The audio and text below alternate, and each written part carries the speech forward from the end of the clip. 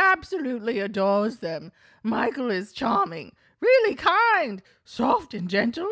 William loves going to the country to stay with them.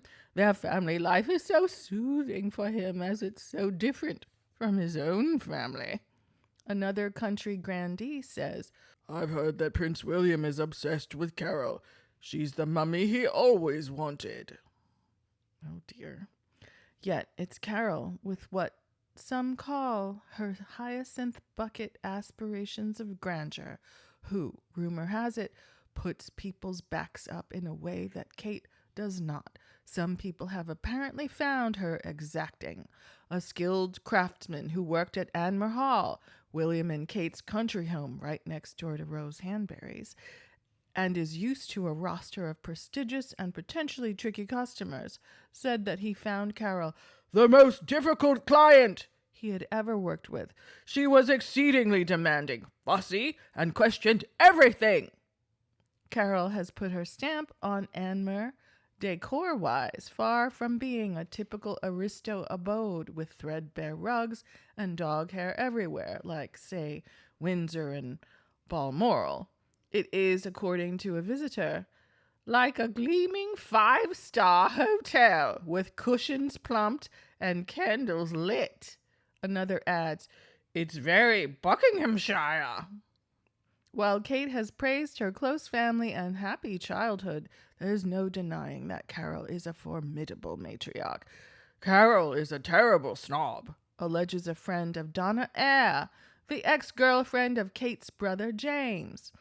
Donna is a really lovely girl, but Carol got quite grand. She adds, Carol is a masterminding force between those girls. Kate and her sister Philippa, Kate and her sister Philippa, a.k.a. Pippa, remain the closest of confidants, presumably because it feels safe. Pippa now speaks like the Queen, too, and is absolutely paranoid about the paparazzi, says one of her circles. She refers to her sister as Catherine or the Duchess in public, which feels too regal and try-hard. Pippa is a bit lost now and is struggling to find her place. She's always in the shadow as someone's sister or someone's wife. But they are all utterly loyal to each other. The Middleton family will always close ranks. None of them can quite believe they have hit the jackpot. So between Kate, Pippa, and Carol, there is an unspoken bond. A sort of, we have to bring it to fruition at all costs. When it comes to the Middletons, continues the friend, the big thing in their family is control. Another member of their circle concurs.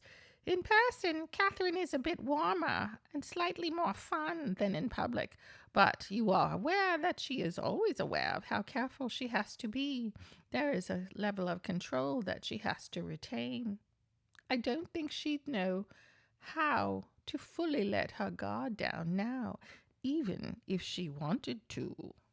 It's true that when she speaks in her carefully modulated voice, coached with the help of the late Anthony Gordon Lennox, old Etonian nephew of the Duke of Richmond, friends say that Kate's accent became posher at Marlborough, and that she now sounds even more plummy than William.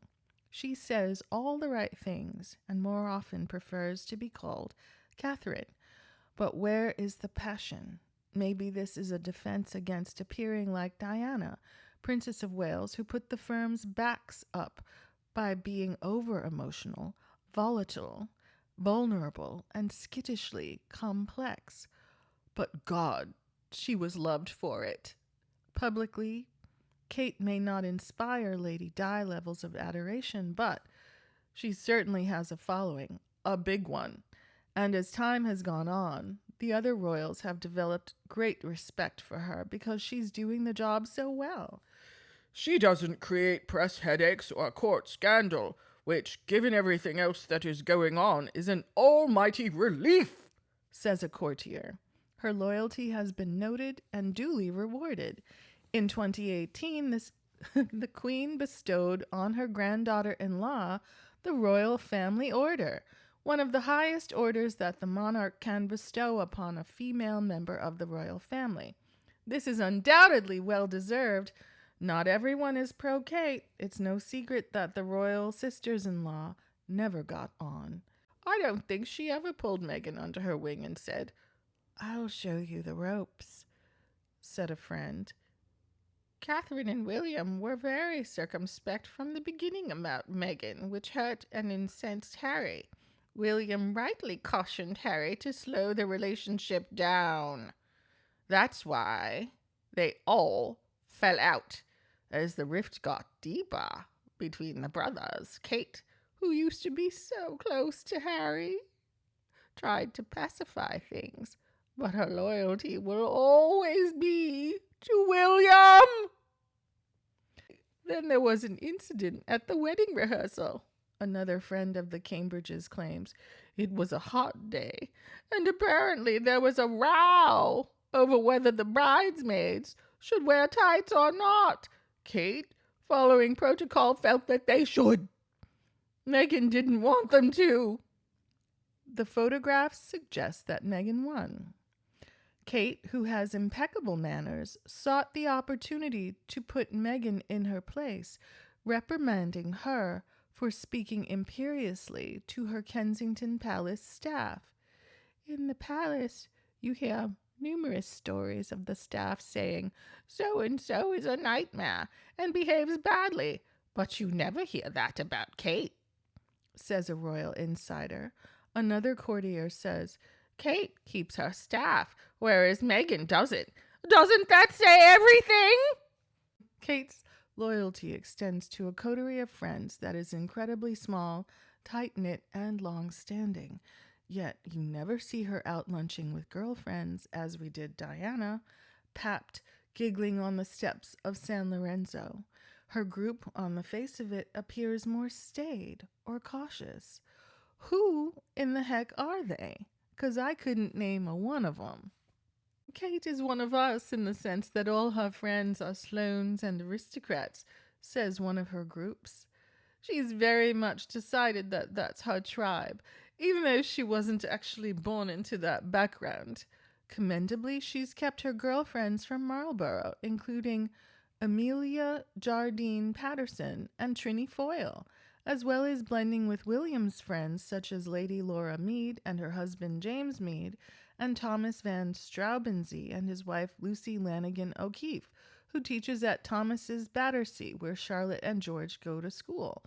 Well, I know the kids don't go to school there anymore, and I've never heard of these folks, and I've never seen them pictured with Kate or William. I'll go looking, just for you stars. Then there's her turnip toff crowd. The Norfolk Sloanes, including Sophie Carter and Robert Snuggs, who live near Anmer Hall, and the Cambridge's glamorous Houghton Hall neighbors. Here it comes, y'all. Rose Hanbury and her husband, the Marquess of Cholmondeley. They say it should be pronounced Chumley.